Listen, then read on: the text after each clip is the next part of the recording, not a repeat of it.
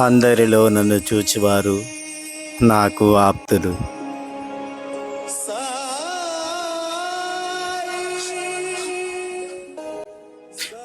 బాబా చెప్పిన ఈ వాక్యాన్ని బట్టి సర్వజీవుల్లో చైతన్య స్వరూపుడిగా సాయి సదా ఉంటారు అనే భావన మనసులో ఎప్పుడూ మెదులుతూ ఉండాలి.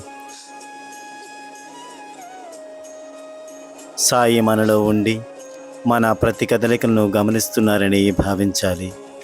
రాగ, ద్వేష, అసూయాది భావాలను తొలగించుకోవడానికి, మనస్సును పై భావాలకు ఆలంబనగా కాకుండా ఉంచుకోవడానికి ఇప్పుడు బాబా చెప్పిన ఈ సూక్తి మనకు బాగా ఉపకరిస్తుంది.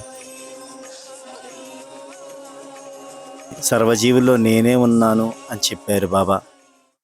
అందరిలో మనం సాయిని చూస్తే వారు నాకు ఆప్తులు అని చెబుతున్నారు బాబా. కాబట్టి అందరినీ సాయి స్వరూపంగా భావించి సాయి కృపకు పాత్రలమవుదాం. జై సాయిరామ్. देवी अवघ्या भाविकांसी जय जयाजी साईनाथा, पतित पावना कृपावंता, तुझ्या पदी ठेवितो माथा, आता अभय असू दे. तू पूर्ण ब्रह्मा सौख्यधाम, तूची विष्णू नरोत्तम, अर्धांगी ती ज्याची उमा, तो कामारी तूच की. तू नरदेहधारी परमेश्वर, तू ज्ञान नभीचा दिनकर, तू दयेचा सागर, भवरोगा औषधी तू. तू हीन दीना चिंतामणी, तू तव भक्ता स्वर्धुनी, तू बुडतियांना भव्य तरणी, तू भीतांसी आश्रय. जगाचे आद्य कारण जे का विमल चैतन्य, ते तुम्हीच आहा दयाघन, विश्व हा विलास तुमचाची. आपण जन्मरहित मृत्यूहीना आपण प्रत, तेच अखेर कळून येत पूर्ण विचारे शोधिता. जन्म आणि मरण ही दोन्ही अज्ञानजन्य, दोहोपासून अलिप्त आपण मुळीच महाराजा. पाणी झऱ्यात प्रगटले म्हणून का तेथ उपळले, ते पूर्वीच होते पूर्ण भरले, आले मात्र आतुनी.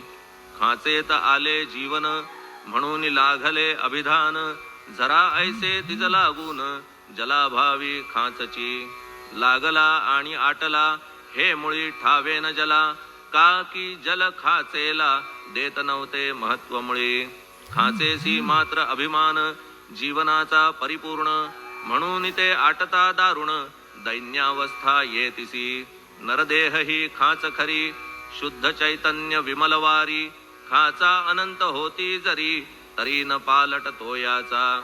म्हणून अजन्मा आपण मी म्हणतसे दयाघन, अज्ञान नगाच्या कंदना करण्या व्हावे वज्र तुम्ही. ऐशा खाचा आजवर बहुत झाल्या भूमीवर, हल्ली अजून होणार पुढेही कालावस्थेने. त्या